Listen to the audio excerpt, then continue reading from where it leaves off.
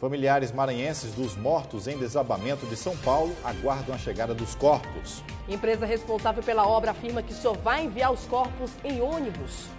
Polícia investiga sequestro da família de gerente bancário no interior do estado. Após serem liberados, eles foram para uma estrada vicinal que fica aqui próximo. O veículo foi incendiado. Combustíveis mais caros a partir do próximo mês. O aumento no preço da gasolina vai refletir diretamente no aumento do frete e, por consequência, no aumento no preço dos alimentos que são transportados. Assalto com reféns em conselho tutelar da região da cidade operária. E mais, Companhia Casumbá faz primeira apresentação em comemoração aos 40 anos do grupo.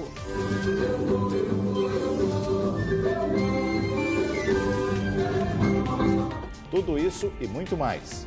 Agora, no Maranhão acontece.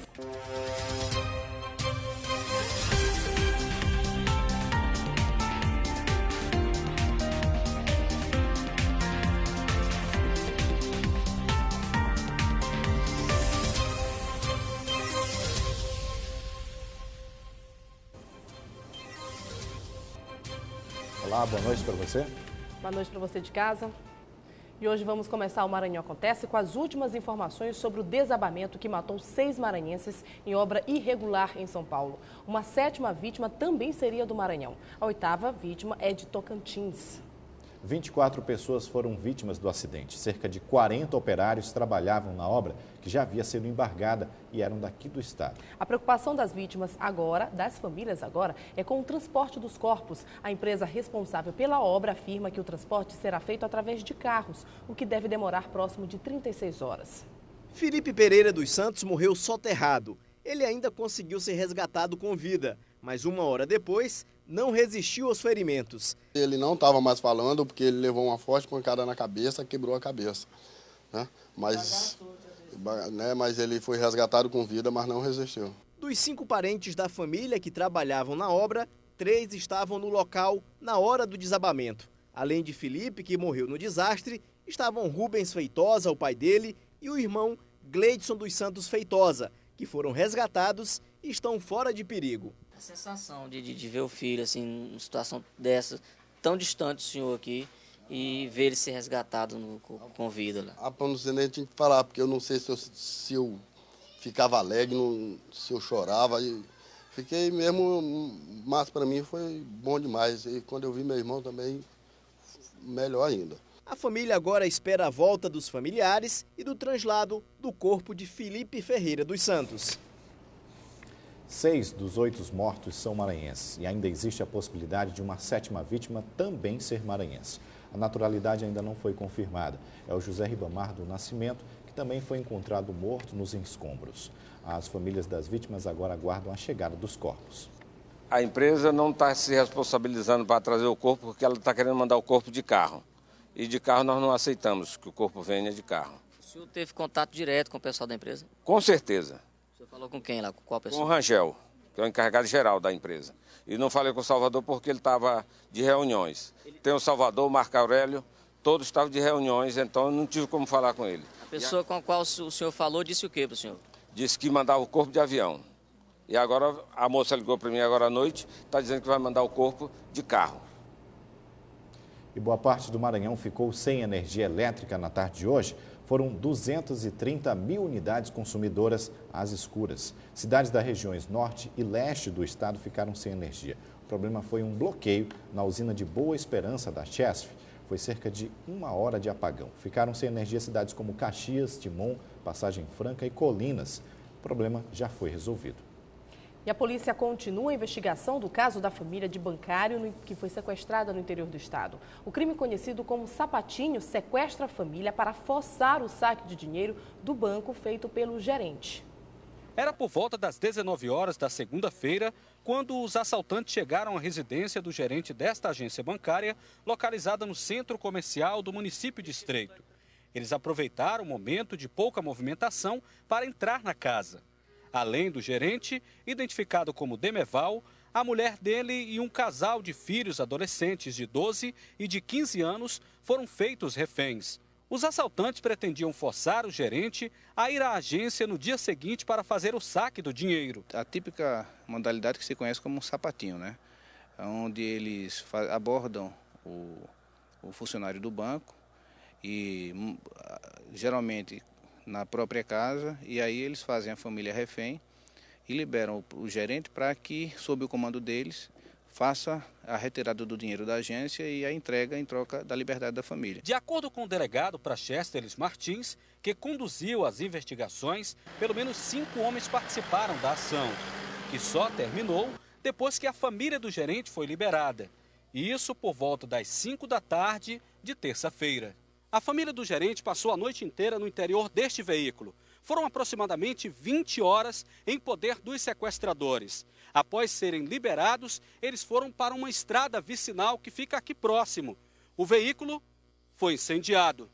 Tivemos um norte de, mais ou menos seria o local do cativeiro, e uma equipe, a Polícia Militar se deslocou para cá.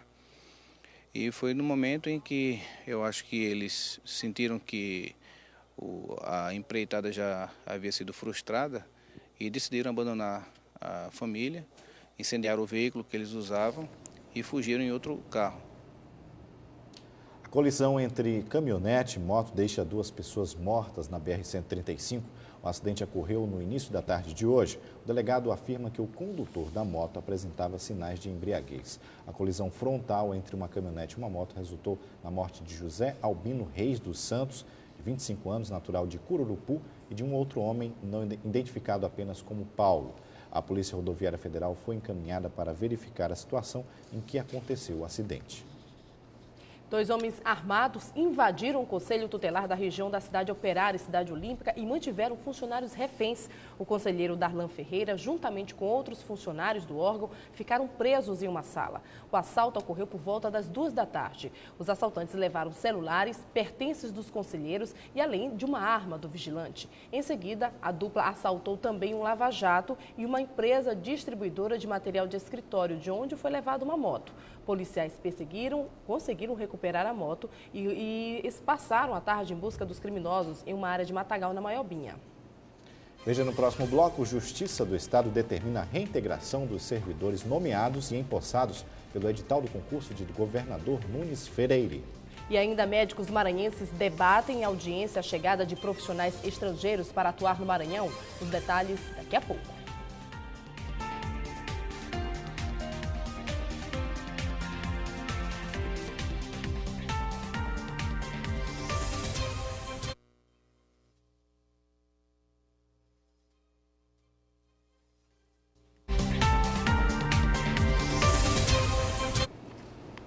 Estamos de volta e com os assuntos da política do Maranhão.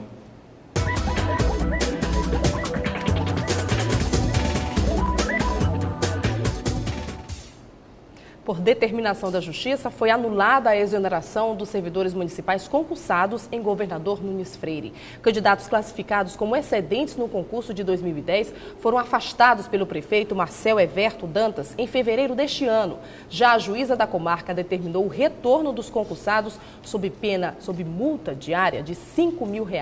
Não ficou comprovado o aumento de despesa com pessoal nos últimos 180 dias. Os servidores não tiveram direito de defesa e a prefeitura vai ter que pagar agora todos os atrasados aos prejudicados.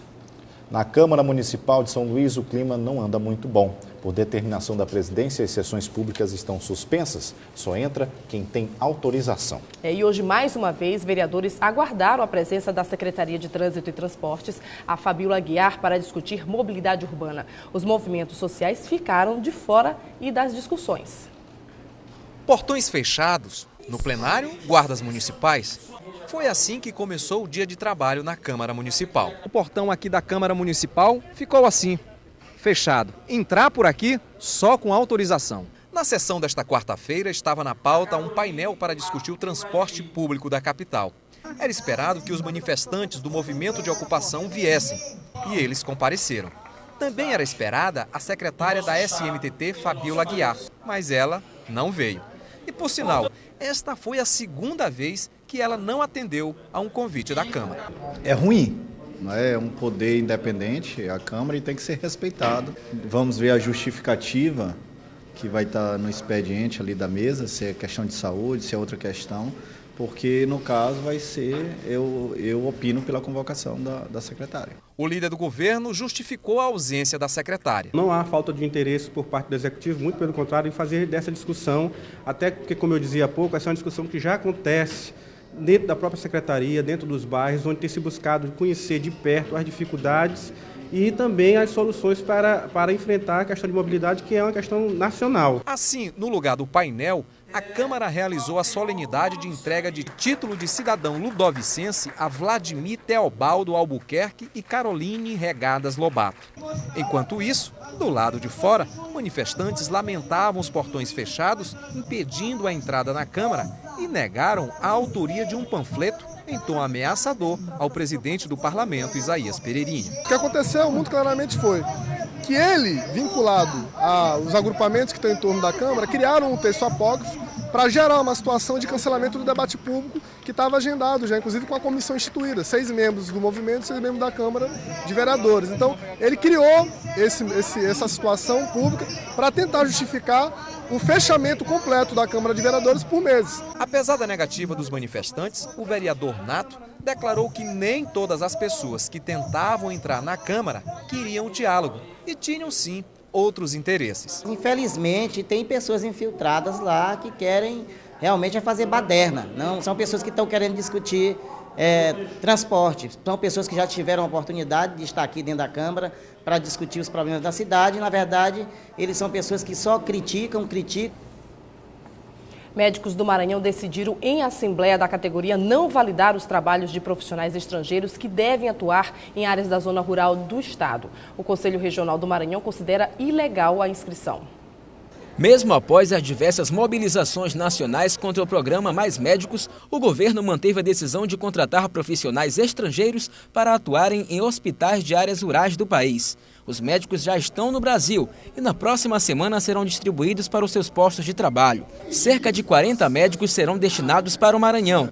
Destes, 10 atuarão nos seguintes centros de saúde da capital: Centro de Saúde Tibiri, Salomão Fiquene, Jailson Alves Viana, Santa Bárbara, Coqueiro, Coquilho e Gapara. Cada um deles receberá um médico do programa. E o Centro de Saúde Doutora Valdeci Martins é o único que receberá 3 médicos. Para o Conselho Regional de Medicina, os médicos estrangeiros estão sendo vítimas de uma negociata política. Os estrangeiros estão chegando para honrar um compromisso que o PT do Lula e da Dilma tem com Cuba.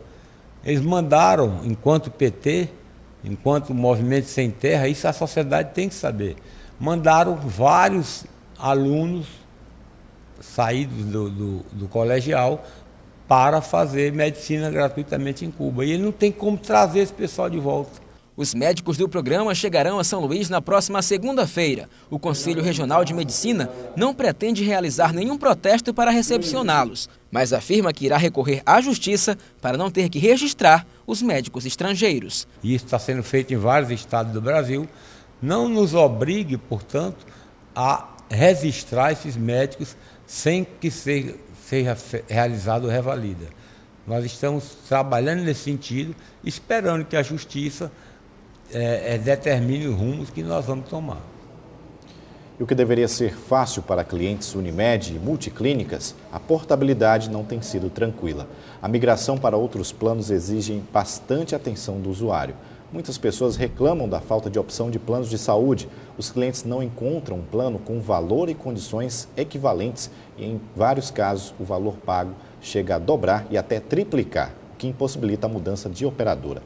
A equipe da ANS, que está na cidade, não está trazendo resultados satisfatórios aos beneficiários dos planos. Enquanto o impasse não se resolve, o prazo de 60 dias vai correndo e os mais de 60 mil clientes temem ficar desamparados. E veja a seguir, polícia prende foragido de Pedrinhas através do Disque Denúncia. E ainda, invasores do residencial Nova Terra podem ser incluídos em cadastro negativo do Ministério das Cidades. A gente volta já já.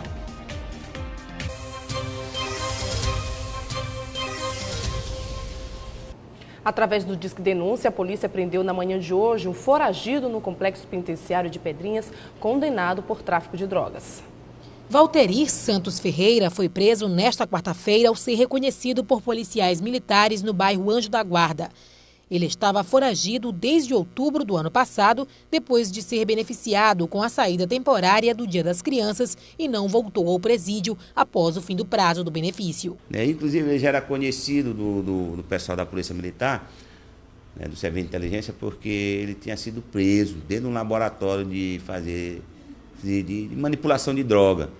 E em virtude dessa prisão anterior dele, ele pegou 8 anos de cadeia. Há 11 meses, o foragido estava no município de Santa Rita, a 70 quilômetros de São Luís. Com ele foram encontrados diversos objetos, entre eles uma cápsula de bala e uma quantia em dinheiro. Quanto ao dinheiro, ele alega que a maior parte é da mulher dele, procedente de vendas de produtos naturais. E cento e pouco ele diz que é dele mesmo, de fazer vigiar carro. E quanto à munição, uma munição 357, ele alega que foi para o rega e encontrou lá no Rio. Valterir, que foi condenado a 8 anos por tráfico de drogas, vai ser devolvido ao complexo penitenciário de Pedrinhas.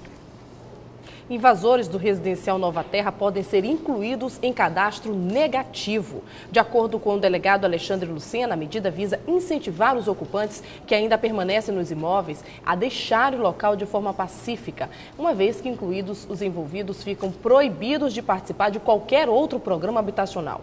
A identificação está sendo feita através das certidões dos oficiais de justiça. Cerca de 50% das casas já foram desocupadas. A Operação Zodíaco, que desocupa 3.000 residências invadidas do conjunto Nova Terra, em São José de Ribamar, será encerrada na próxima sexta-feira. E o recadastramento dos pescadores promovidos pelo governo federal teve início em fevereiro em todo o país. Aqui no Maranhão são 170 mil pescadores registrados, mas até agora apenas 40 mil atualizaram os dados que garantem benefícios para que exercem ilegalmente a função. 180 dias após o início do recadastramento no Maranhão, mais de 15 mil carteiras foram suspensas. E sem o documento profissional, os pescadores podem perder os benefícios. Temos a preocupação, de fato, de manter o profissional, esse que está exercendo a atividade, imbuído, claro, dos seus direitos. Então é preciso, claro, que ele também tenha consciência de que ele precisa o dever, o exercício do seu dever. E esse exercício ele se faz hoje através da atualização desses dados. A atualização dos dados dos pescadores visa também combater tentativas de fraudes ao sistema de seguro-defeso. De acordo com o superintendente, já foram registrados alguns casos de fraudes no Maranhão. Nós sabemos, inclusive, que os pescadores recebem um chamado seguro-defeso, que é a época da reprodução das espécies, que é uma preocupação socioambiental. Temos a questão do meio ambiente, o equilíbrio que é necessário para a reprodução das espécies, e essa época é proibido. E eles recebem um benefício para não pescar.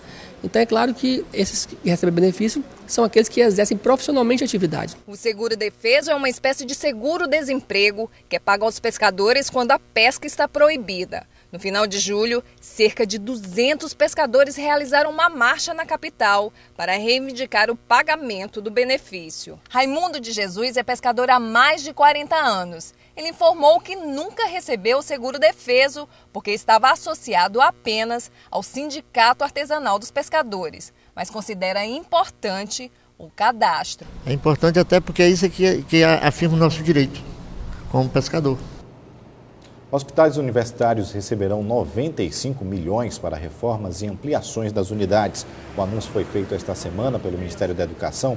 Os recursos beneficiarão 21 unidades com projetos aprovados por análise. Ontem foram liberados 44 milhões. O restante estará disponível após publicação de portaria do Ministério da Saúde no Diário Oficial da União. Os hospitais universitários são vinculados às instituições de ensino superior do Ministério da Educação, responsável pelo pagamento dos profissionais concursados. E no próximo bloco, consumidores, preparem-se, o preço do combustível vai aumentar novamente. E ainda no Dia do Voluntariado, vamos mostrar bons exemplos de cidadania e de como fazer o bem ao próximo, em instantes.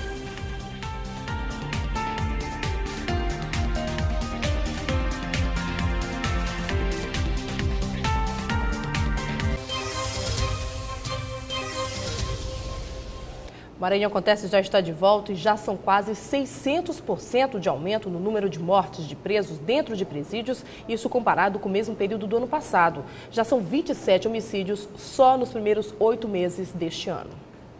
Somente nos 8 primeiros meses de 2013, 27 detentos foram assassinados dentro das unidades prisionais de São Luís. Para o presidente da Comissão de Direitos Humanos da OAB, os crimes estariam ligados à superlotação das unidades e aos conflitos entre facções criminosas. A preocupação básica é saber quais são as causas desse movimento atípico que aumentou e muito o número de mortes dentro do sistema. Do mês passado até agora foram registradas 13 mortes no sistema penitenciário do Maranhão. Um dos casos que mais chamou a atenção aconteceu na última segunda-feira, quando o jovem Fábio Souza Dias foi assassinado em uma das celas do presídio São Luís, no mesmo dia em que foi preso em flagrante, após ter roubado 3 vidros de perfume em uma farmácia de São Luís. No mês de julho foram registradas 7 mortes. Entre as vítimas estão Jadson Ribeiro, Leonardo Pereira de Souza, o Elson Gomes da Silva, o Anderson Carlos Leite, o Elderson Reis da Cunha, o Wallace Santos Abreu e Diego Costa Silva. No mês de agosto até agora já foram registradas 6 mortes, entre eles França Anísio Alves Hermínio, Josivaldo dos Santos Guterres, Rafael Lima Melônio, Josias Moraes Silva, Fábio Souza Dias e Johnny Jefferson Ribeiro Soares. Crimes que em 80% dos casos são elucidados pela Delegacia de Homicídios e os culpados têm o crime de homicídio somado às suas penas, como aconteceu com os 3 assassinos de Fábio Souza Dias. Outro detento, o que acontece? Esse detento declinou que fazia parte de uma facção rival daquele pavilhão e aí começou a receber ameaças. Ele foi retirado, colocado numa zona neutra, só que o Fábio não tinha nada a ver com a história. Os presos pensavam que ele fazia parte dessa facção rival, então simularam um suicídio por enforcamento. Mas a perícia, as investigações preliminares derrubaram essa tese. Dos 6 que faziam parte da cela onde o Fábio foi assassinado, foram encaminhados para o plantão do 16º DP na Vila Embratel, onde foi feita uma investigação e dos 6, 3 foram autuados em flagrante. Como forma de reorganizar o sistema prisional de São Luís, o juiz da primeira vara de execuções penais estabeleceu uma portaria que deverá ser cumprida em 60 dias pela Secretaria de Justiça e Administração Penitenciária. Medidas que poderão combater a violência nos presídios maranhenses. Nós já encaminhamos para a CEJAP para que ela preste informações com relação já coletamos os dados com relação a todos os outros que foram mortos no sistema esse ano. Dos 26, em torno de 21, 22 presos provisórios, 4 presos definitivos. E esse aí, depois da edição da portaria, preso provisório colocado dentro de uma unidade de regime fechado. A Companhia de Saneamento Ambiental do Maranhão, CAEMA, informa que, por conta de manutenção nos conjuntos de bombas do sistema Italuís, o abastecimento de água aqui na capital vai ficar reduzido.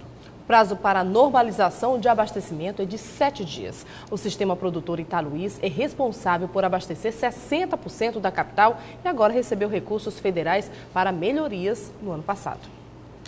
E agora uma notícia sobre o preço do combustível. Com a alta do dólar, o preço da gasolina, etanol e diesel vão aumentar.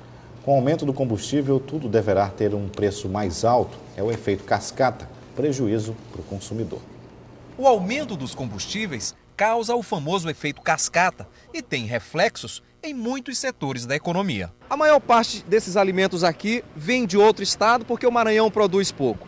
E num país onde a maioria das cargas é transportada via terrestre, o aumento no preço da gasolina vai refletir diretamente no aumento do frete e, por consequência, no aumento no preço dos alimentos que são transportados. A partir de 1º de setembro, os combustíveis sofrerão reajuste.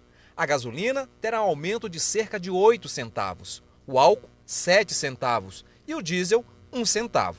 Para se ter uma ideia, um caminhão como este, vindo de São Paulo, o frete sai hoje por cerca de R$5.000. Com o aumento, deve passar para aproximadamente R$6.000. O consumidor final vai pagar 10, 15% mais caro em cada quilo aqui, se for realmente concretizado esse reajuste que eles estão pedindo aí.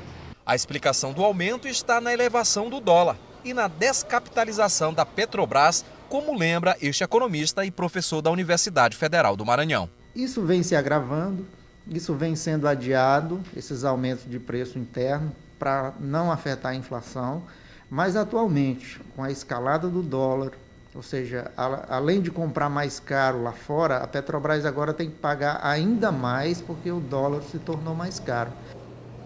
Praticar boas ações faz bem para quem precisa e para você que pratica. Hoje é o Dia Nacional do Voluntariado, uma boa justificativa para mudar sua forma de ajudar as pessoas no mundo. E nossa equipe foi até a Fundação Jorge Dino para mostrar este trabalho, que é pago muitas vezes com apenas um sorriso. A rotina é considerada puxada. Há 19 anos, trabalha de segunda a sexta-feira, das 7 da manhã ao meio-dia. Essa é a jornada da dona de casa de 78 anos, Juraci, ou simplesmente Dona Ceci, como é conhecida pelos pacientes do Hospital Aldenor Abelo, que é referência no Maranhão em tratamento do câncer.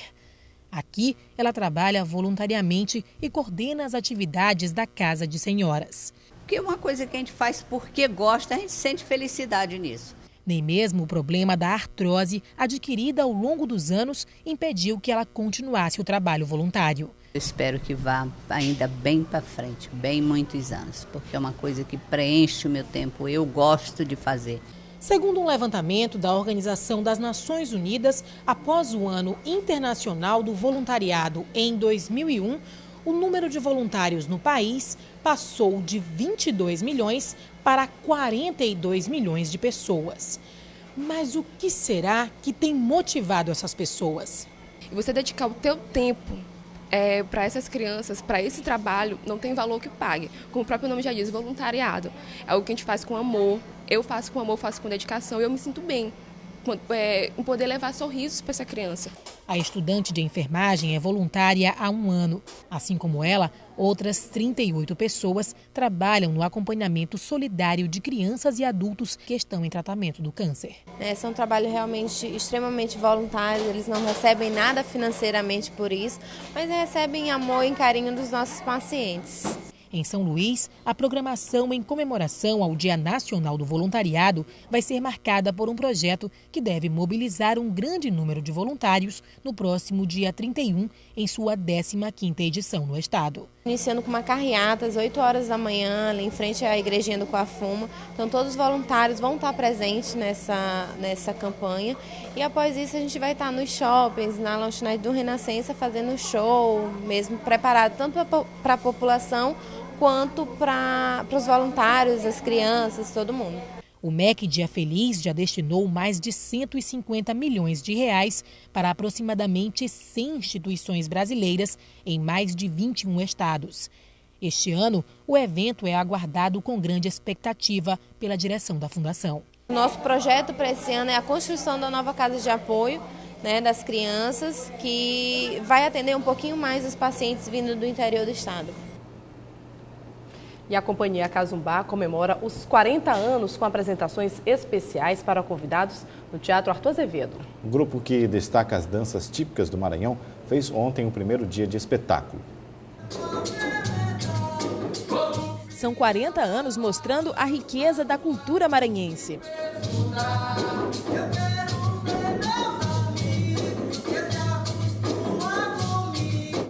No palco, uma mistura de sons e danças.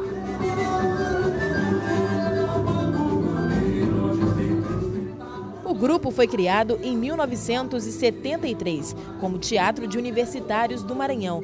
Segundo o teatrólogo e fundador Américo Azevedo, o Cazumbá era um grupo de jovens buscando uma forma cênica que, com características próprias, conseguisse, mantendo-se particular, ser universal.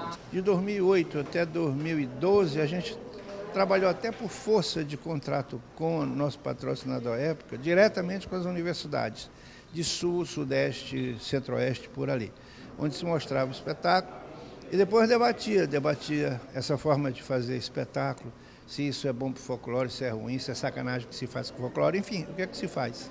Antes do espetáculo, nos bastidores, a correria, maquiagem, roupas, tudo deve estar perfeito. A gente maqueia, aí vai onde o diretor e ele olha, se achar bom, ou diminuir, ou aumentar mais um pouco, aí é dele e a gente faz só o que ele pede.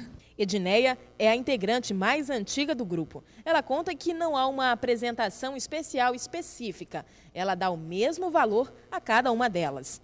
Eu acho que cada apresentação é única, sempre tem uma coisa nova para ser dito, para ser visto, para se aprender, para fazer, então... Os espetáculos já foram apresentados em todo o Brasil e em vários países. Para o teatrólogo, a expectativa de mais longos anos levando a cultura e arte para o mundo. Quando eu vou conversar com os meus bailarinos, eu digo sempre que o espetáculo, por mais velho que seja, na hora que se abre a cortina, é sempre uma experiência nova. Você pode, é a maior experiência do mundo. Pode ser um tremendo Dom Juan. Na hora que eu vou com a primeira vez com uma parceira, tem sempre um medo, pode ser que não dê certo. Então, quando abre o pano, tem sempre um susto, sempre uma emoção inigualável.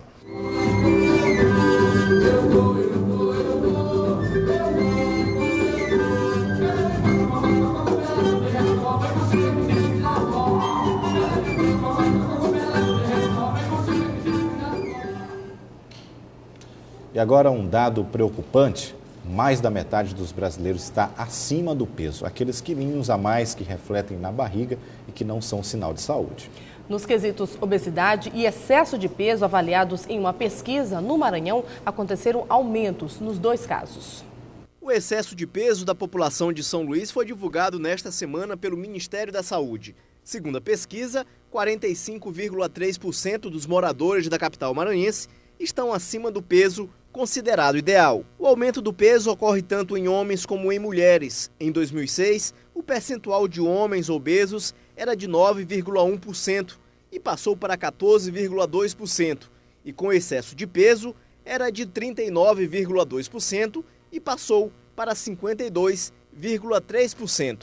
Entre as mulheres, os índices de obesidade em 2006 aumentaram de 8,9% para 12,3%. E de excesso de peso, que era de 30,3%, passou para 39,5%. O sedentarismo é apontado como um dos fatores para o aumento da obesidade em São Luís. Não difere das causas da obesidade a nível mundial, né? Então, tudo é reflexo de alterações de estilo de vida, né? Hoje as pessoas estão mais sedentárias, tem uma alimentação menos adequada, uma alimentação com quantidade menor de frutas, verduras, legumes e maior consumo de sal, de gorduras. Problemas como pressão alta, diabetes e doenças do coração podem estar relacionadas à obesidade. Apesar dos transtornos, a obesidade tem tratamento. Conciliar uma alimentação saudável com exercícios físicos podem ajudar. Sim. Desde que tenha, é preciso uma determinação, é preciso uma certa programação, mas é uma doença tratável, é uma doença que precisa de um acompanhamento, procurar um médico, fazer exames de rotina, ver se você não tem nenhuma dessas doenças secundárias à obesidade, mas de uma forma tranquila. Na grande maioria das vezes não há necessidade do uso de medicamentos, que às vezes a gente pode lançar mão, mas na grande maioria das vezes você consegue um emagrecimento da forma mais saudável, que é com a reeducação alimentar e a prática regular de exercícios físicos. Confira agora o que acontece amanhã. A Secretaria Municipal de Saúde realiza a oficina de promoção de equidade com foco nas populações de rua negra e LGBT. O evento será no auditório da Vigilância Sanitária, com início às 8h30 da manhã. A Secretaria de Educação do Estado realiza o 2º Seminário Educacional de Cooperação Estado e Município. O evento será no auditório Fernando Falcão, na Assembleia Legislativa, às 8h30 da manhã. Começa amanhã a primeira Feira de Cultura Afro-Brasileira do Maranhão, com o tema Cultura, Cidadania, Educação e Economia Criativa. O lançamento será às 5 da tarde no auditório da Associação Comercial do Maranhão. O Estatuto da Juventude vai ser debatido durante a audiência pública, que vai ser realizada na Assembleia Legislativa.